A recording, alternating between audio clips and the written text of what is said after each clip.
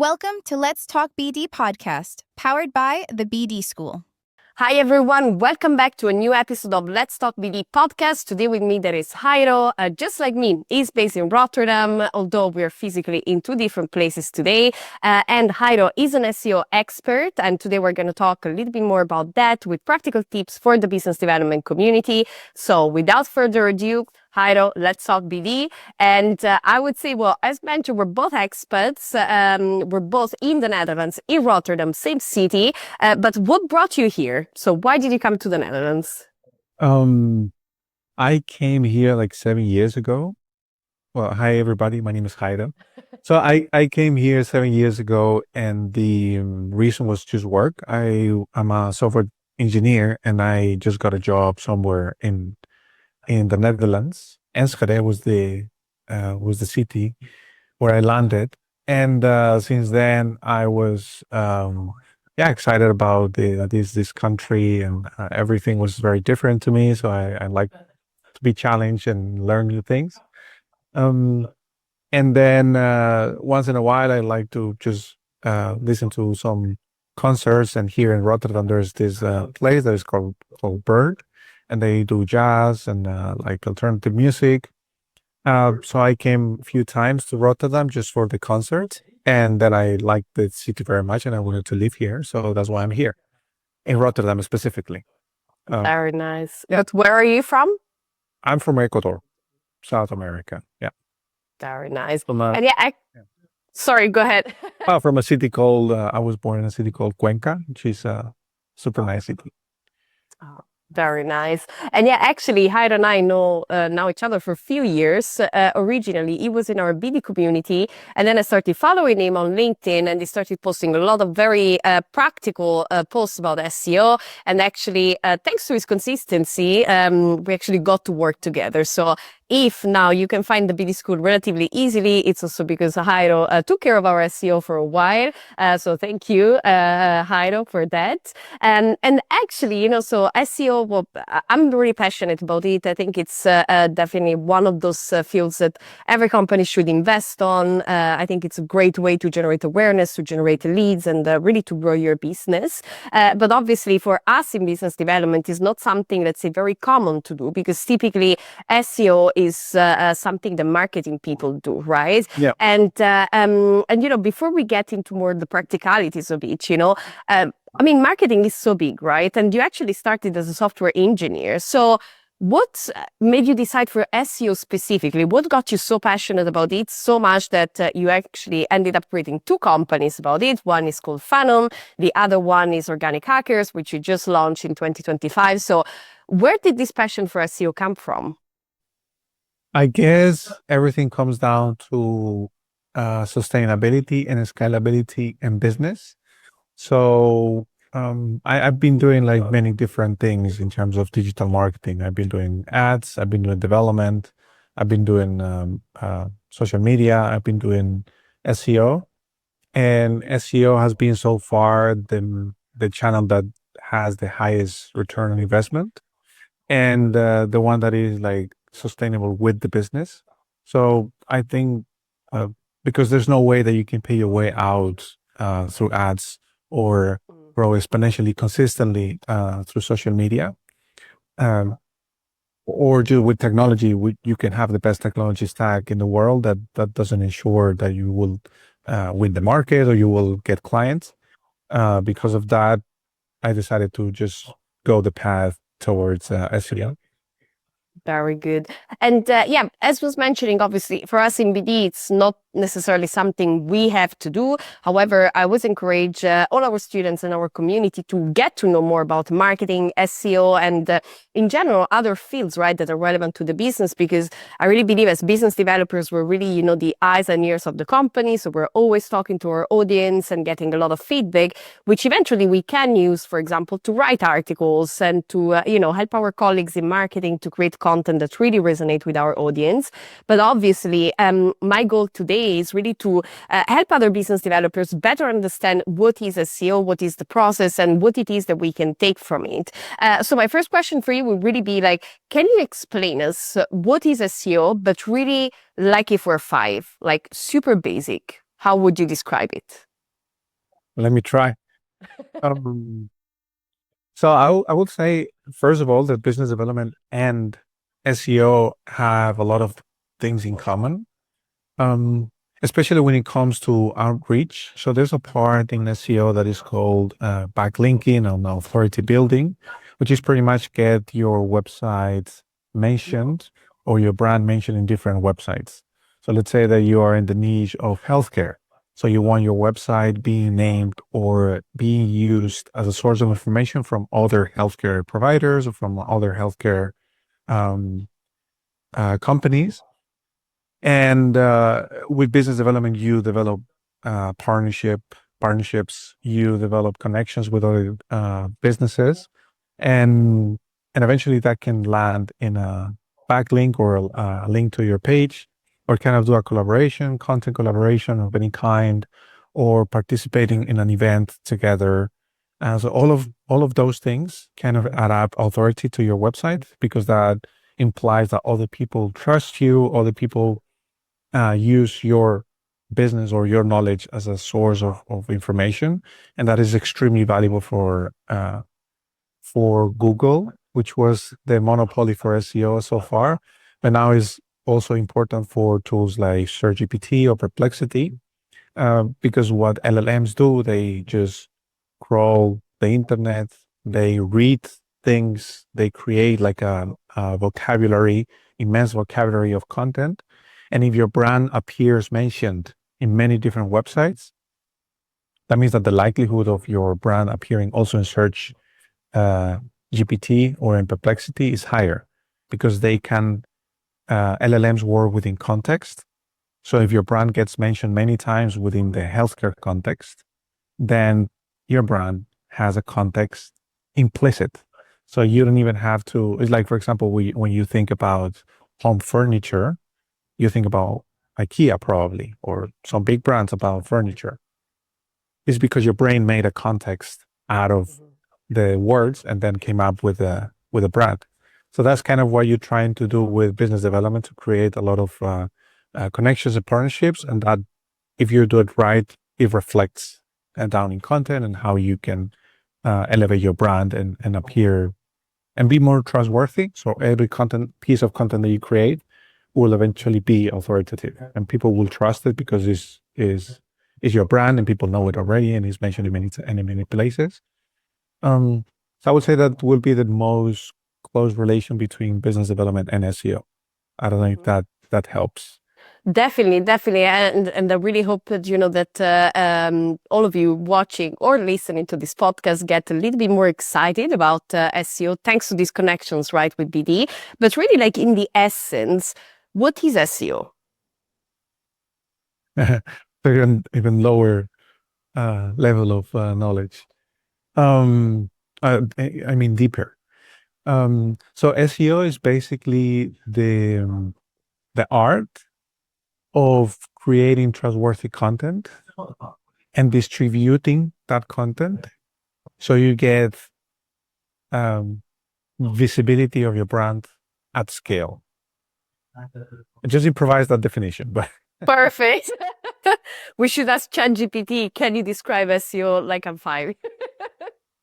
yeah. So basically, is making sure that you create the right content for your right audience and distribute it in the sense of that you create it in your website, but you also populate it in other websites, and you leverage a good brand presence, all for the sake of getting as many eyeballs and people as possible to your website as a logical landing for SEO, but also that they will populate down to your social media. They will populate to your podcast. You will leave their email behind so you can reach them through newsletters. So you just want 1 million people come to your website, so they kind of channel themselves towards where they want. The website is the first channel, is when they need something and they search for it. And the other channels will be for constant engagement. Social media, they will see you every time. Emails, they will see you in their email inbox. Podcasts, they will listen to you. So those are the kind of the real conversions to me that come with SEO. So it's about sustainability and growth Mhm. on autopilot, let's say. So you don't have to constantly go towards your audience as your audience comes to you because you have something valuable for them. Perfect. So yeah, it's in a way, right, it's also one tool that we can use to generate more awareness, but also, like you mentioned, right, sign-ups on the newsletter, which means leads, right? And then hopefully also we're able to convert these leads into actual customers. So let's say, and that's also what I really love about SEO is the fact that it really helps you to reach a much bigger amount of people than if you just use cold outreach and so on, right? Can you help us understand a little bit better the process to do proper SEO, right? Because often when I talk to our students, about content and so on, there is, let's say, a sort of an understanding that obviously we should create content, we should create articles, videos, LinkedIn posts, right? Because that in theory helps us to reach a wider audience. But then in practice, because in business development, we're not trained to do SEO, right? What happens is that we put out a lot of content, but that is a little bit weak. And I think the big part of it is really because we don't have this technical knowledge around SEO. So can you tell us a little bit more about the process behind SEO and how we can do it effectively, basically? So of course there's a technical part to it, but I would say it's not the most important. By the way, can you still hear me fine? Yes. Yeah. Okay. In terms of content, I see that the most common issue is that the content execution is not aligned with the business goals. So sometimes I see many people just writing content randomly because it kind of sort of attached to what they do as business. But in general, what you need to do is, and the way that we kind of process our campaigns is that we just gather as much information as possible from your customers. So calls that you had with them, surveys, if you run ads, if you have chats, complaints, emails, that is a source of information, data point. And that will tell you everything that you need to know about their concerns and what they are looking for and what is their real pain and how you can solve it. And then another one is talking with the business owner or the business developer to understand what are the goals, what you want to achieve with your business. Because there's like these two circles. One is all the issues in the ICP, so your potential client, and all the things that you can help them with. So they are not 100% matching. There is just a percentage of things that you can do to help them, and a percentage of their pains that can be covered with your help. And that match is what you transform into content.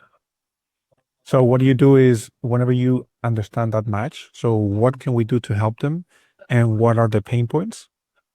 Then you go to do keyword research and you see whether there's demand, what is the demand, what is the competition.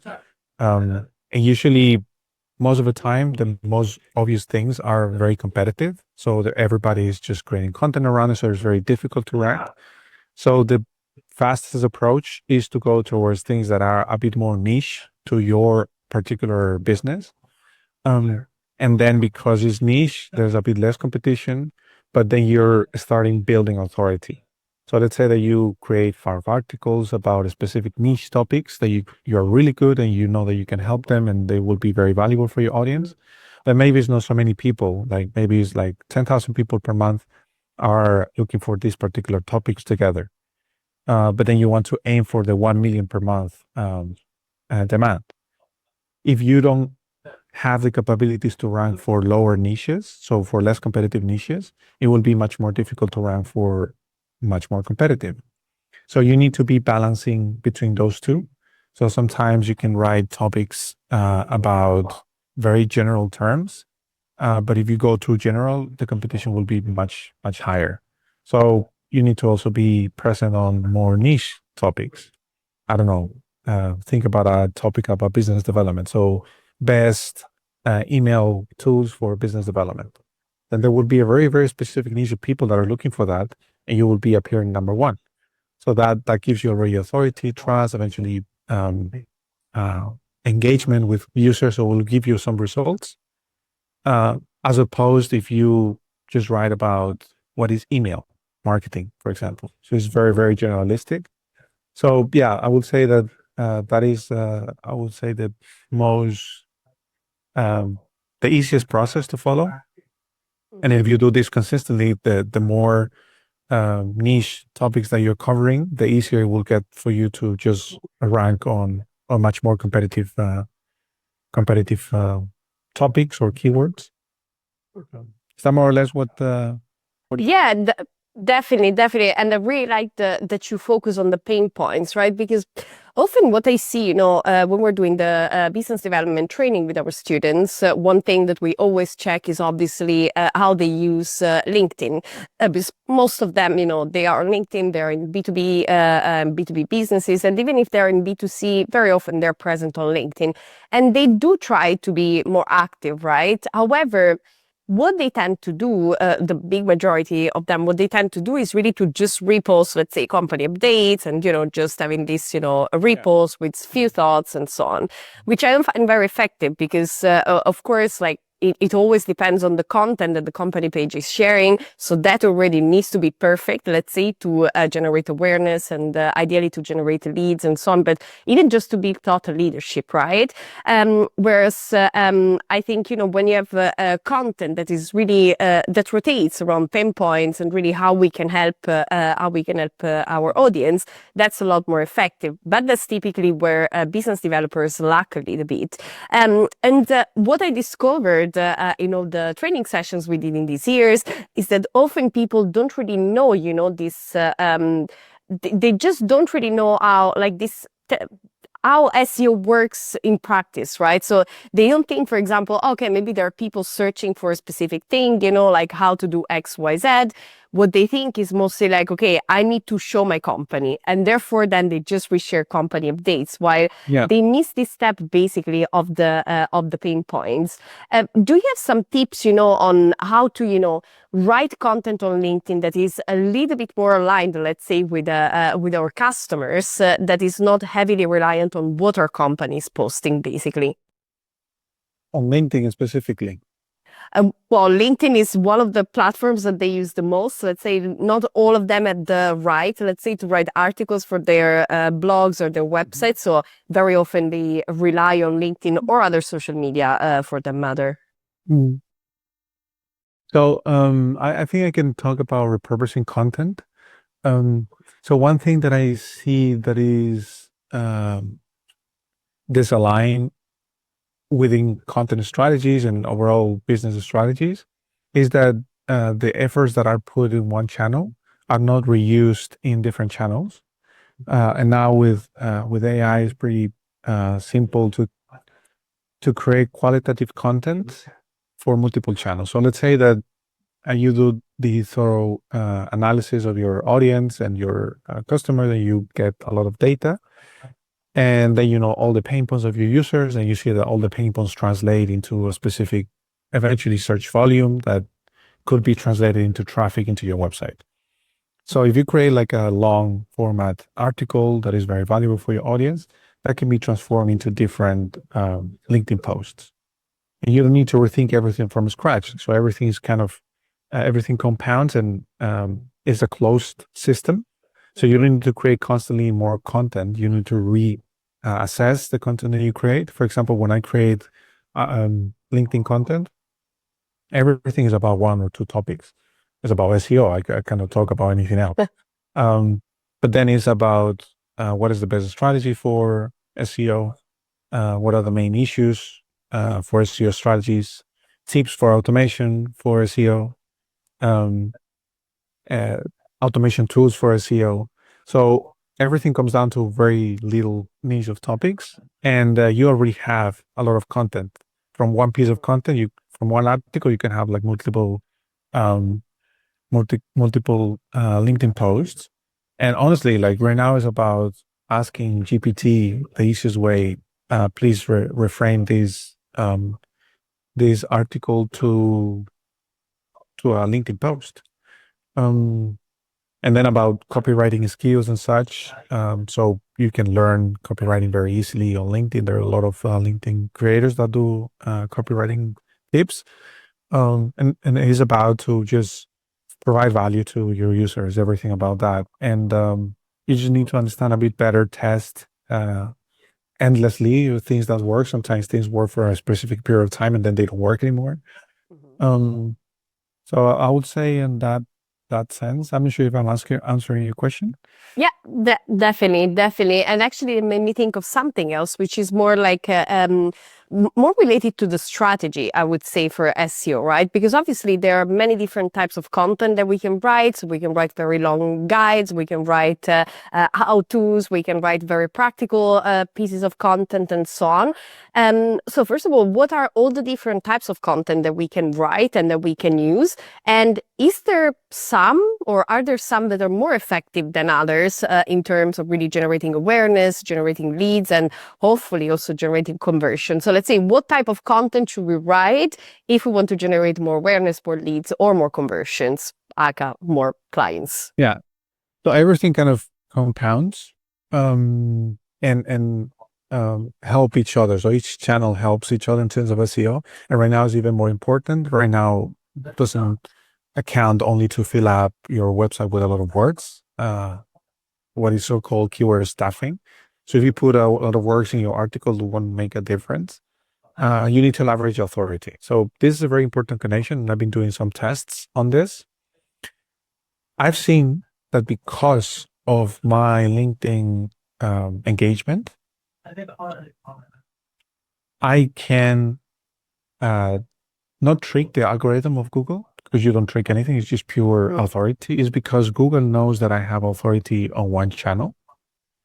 They easily can place my articles on top rankings. And I've been able to outrank websites that are far from my reach. But because of the leverage that I had on LinkedIn and the engagement that I have on LinkedIn, my content on my website gets the rankings on top. Why is that? So what happens is, when you post on LinkedIn, there's an algorithm there that kind of let people engage with each other. So now Google can kind of look at what the algorithm of LinkedIn is doing, and all the algorithm, all the stats of your posts, all the stats of your profile are public. So Google can crawl that, and they can see, oh, your posts have a lot of virality. A lot of people like your posts. There's a lot of conversations from your posts. Your activity on social media is very, very strong. That means that your content on your website might be good. That is just an assumption that is like when you're in a restaurant and you see somebody else enjoying a meal, then immediately you say, oh, that meal must be really good. That kind of behavior is what I see Google having from your activity on LinkedIn. And of course, LinkedIn is a very trustworthy source of information, trust. So now if you start posting on LinkedIn and it works and you do it right and consistently, then you have authority that your domain, your website will benefit from. Social media will help you to have instant results. So from one viral post, you might get quite some leads. That's happens sometimes. But with SEO, you leverage for a long term. So when you post today, probably you won't rank today, but you will have an asset, and that asset will last for a very long time, as opposed to a LinkedIn post on or any social media that lasts for a very small period of time, but you can repeat it every time. So I think I've been reposting exact same content I need to create new content, because I've been reposting for the last 6 months, same content.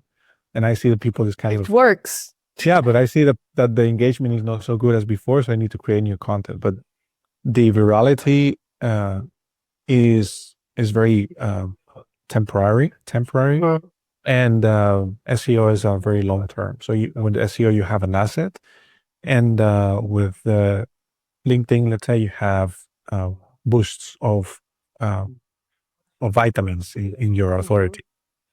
So in terms of conversion, because of Social media has a direct impact, is a bit faster conversion rate, at least in my case. Depends on any business, of course. And then on SEO, it's just on autopilot. So you don't need to leverage more and more. You just get people to land on your website and they will book a call. They will want to subscribe to your newsletter. So it's very important, the middle steps up to the conversion. Conversion to me is not, I pay you 5,000K, no, 5,000 euros. And the conversion to me is I subscribe to your newsletter and I see you for 6 months straight and I don't sign out. And then at some point I was like, oh, let's have a conversation. Let's have a call. Or I follow you on LinkedIn and I follow you for months. And then after one point, I will come to you. But that can come also through SEO, or people from LinkedIn might find you easily through search on Google or GPT. So all of that kind of mixes with each other. And I would say these days, one of the most powerful channels is email. So you need to create valuable assets, documents, guides, cheat sheets, whatever that people can download, and then you can keep provide. So you can do actually SEO through email. That's a technique that nobody is talking about, but basically everything that you provide through SEO articles, which people might miss because they are not searching for it, you can leverage through email. So every week you can just push one of the articles that you published, and that same person might have been searching for that term, for one of the terms only once. So they might see only one article of yours or two, but if you have them in your email list and you send them a newsletter every week, then they see your articles every time, every week. So that is exactly the same as doing SEO, but you have a direct channel to the user. And email kind of leverage a lot of conversions as well. I'm working also on my newsletter, learning a lot about how to create it. And the best way is you publish lead magnets on LinkedIn. Like, for example, I generated 20 million pipeline. Many people hate these posts, but I love them as a business owner because they bring me a lot of awareness and people just are interested. So this could be a hook on a post on LinkedIn. I created 20 million pipeline as a business development representative in the last 3 months. I created a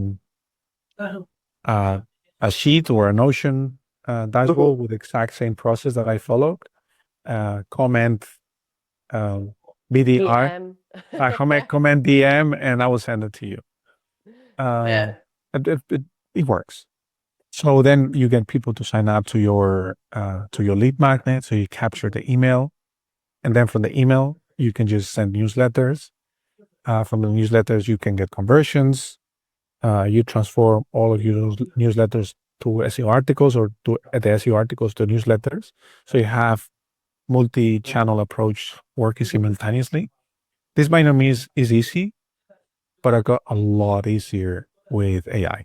So now we're working in kind of creating agents that internally, like if you publish this article, then it gets transformed into a newsletter, and the newsletter is sent every week or something like that.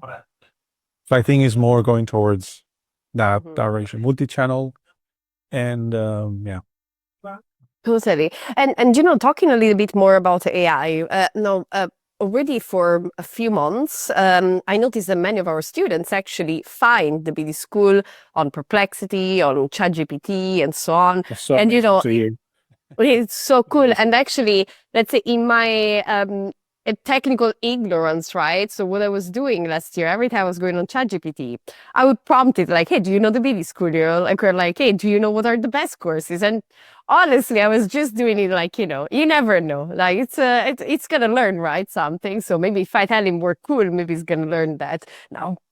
Now, I don't think that's really what happened, but what I think, but I'm looking for confirmation from here, is that probably because there is a lot of our content online which already ranks high on Google, probably then also ChatGPT says, oh, well, wait a minute, maybe they are relevant, right? So obviously AI is changing the SEO game, right? And obviously with your new company, Organic Hackers, that's also a little bit what you do, right? So how did the advent of AI change SEO, and what can companies do to be found on these AI tools like ChatGPT, Perplexity, and so on? So basically, in another word, what it is that you do with Organic Hackers for companies, basically. Well, to not undermine my work, we weren't doing this in purpose. We weren't ranking our clients on different search engines, not Google, but ChatGPT, Perplexity, Gemini, and Claude, and whatever. It was not our intention.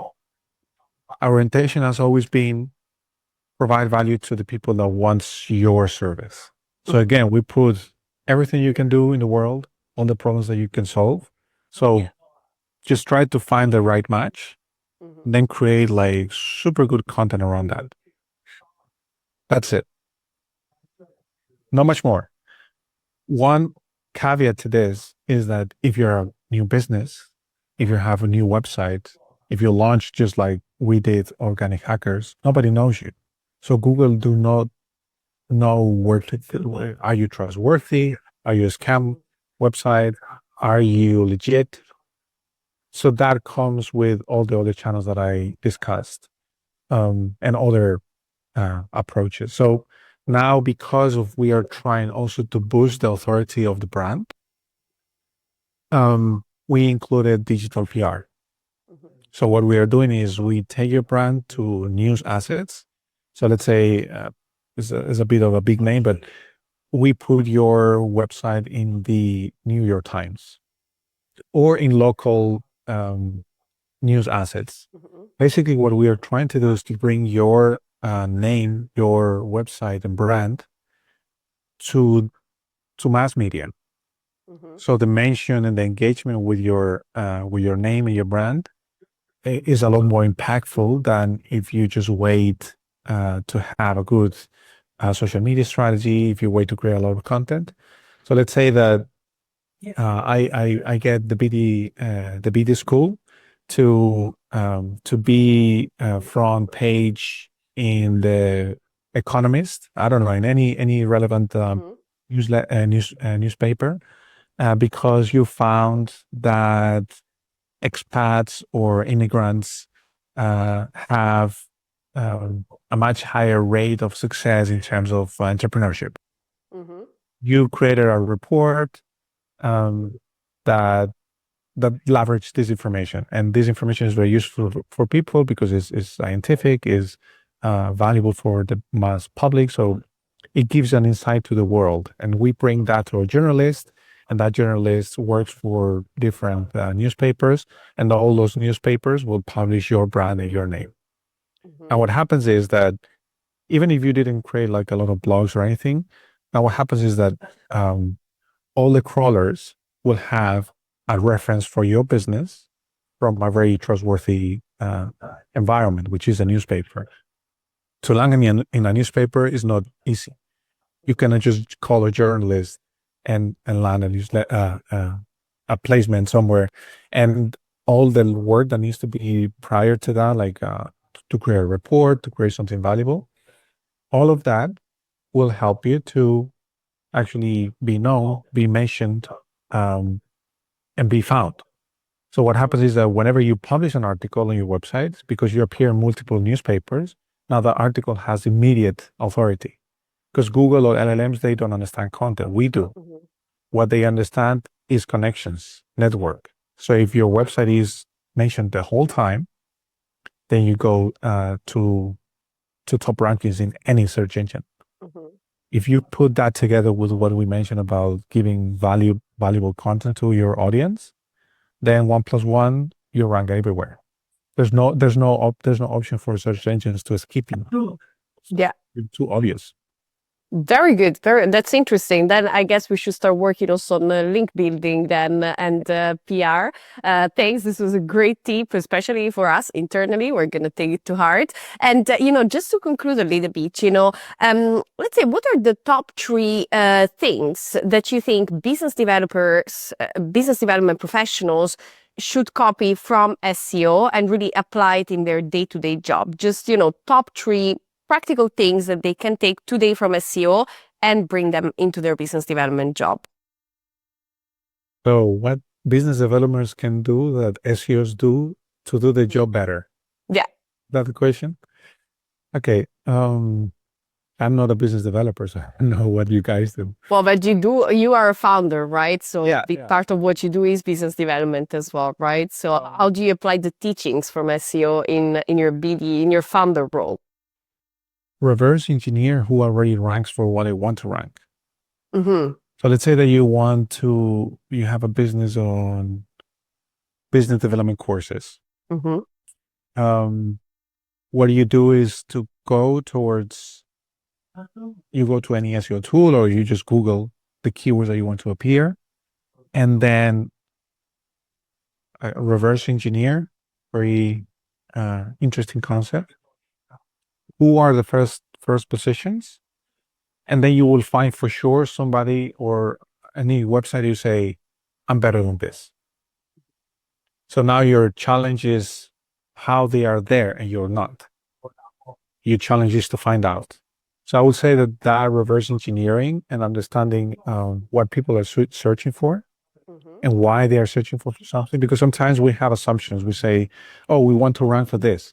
Yeah, but your customers are not even searching for that. And if they search for that, they are looking for something completely different than what you think. So it's about the understanding of what people want based on data instead of, no, I want to rank for this. Why? Because I want to rank for this. But why? Why do you really want to rank for that? Does people want to buy a product? Does people want to, for example, I don't do SEO for lead generation for my own business. Mm-hmm. Why? Because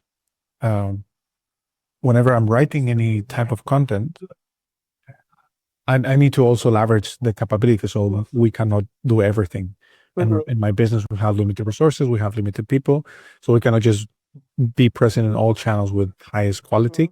So I need to understand, okay, so most people that are searching on Google about SEO, for example, are 2 different types. One is like somebody in a corporate. So big companies I cannot serve because I don't have a big headcount. Big companies search usually big headcounts in marketing agencies. So I cannot offer any service to them at this point. So if, let's say that I get a lead from that type of profile, if they come to me, then it will be a dead end because I cannot help them. And then the other profile that we found that are looking for SEO services on Google, they want SEO services for $50, $500. So it's very, very, they are really for a cheap option, and I cannot help them either. So you need to be aware of whether you can help the people that you think you can help with the topics that you think you want to rank for. And I've learned to understand that through SEO. And because of that, I know what approach I need to take on my business. I know which channel is better for me. I know which companies I should target in terms to build partnerships or to have deals. There's a lot of partnership also on the SEO. To leverage a page, to know how to exchange value. Hey, listen, I can create this article for you. It would be good if you can link back to my landing page for whatever option I have. So building relationships, reverse engineer, how to get number one, and understanding the importance of brand mentions. The more brand, you don't need to be good. You need to be mentioned. Which is, when I discovered this, it was very frustrating. Like, to be the best in your niche, you need to be really good. You're not. I've met many companies and many clients are super good at something, and their competitors are winning and they are not better than them. It's because they have much better visibility. So I learned that you don't need to be like, there's a procrastination thing, I guess. You don't need to be the best to be the best. So I've learned that through marketing and SEO, and that was one of the most interesting learnings, I would say, in the last 10 years, personally and professionally. Mhm. That I've seen like super good businesses that can leverage just very basics, Mhm. but they are very well known. So There you go. Great, Jairo. Thank you so much. This was really insightful. And, I really hope that all of you listening or watching this podcast, got a little bit of insights and a little bit of excitement also to learn more about SEO, because again, I really think it's a channel that is long-term, is sustainable, and can really help you grow and generate value for your company. So Jairo, thank you so much for sharing your knowledge with us. If someone here in the audience wants to know more about what you do, know more about organic hackers and so on, how can they reach out to you? you can follow me on LinkedIn. I will say that is my preferred channel of conversations. Or you can come to organichackers.com and see if we can help you out. You can book a meeting with us directly, so we don't put many burdens to the first conversations. I would say that LinkedIn and the website are the main sources of conversation triggers, I would say. Perfect. Yeah, and I definitely do recommend to follow you on LinkedIn, because you always share a lot of very practical things. I followed a lot of your guides, even the more technical ones, although I'm necessarily not a technical person, but you made it so easy that I could actually follow the steps and actually do something. So thanks a lot for that. And everyone listening, thank you so much for being with us today. We're gonna come next week again with a new episode. So please make sure to subscribe to our channel and hit the notification bell so you don't miss any of our future episodes. Everyone, thank you so much. I'll see you next week. Subscribe and listen to more episodes of Let's Talk BD podcast.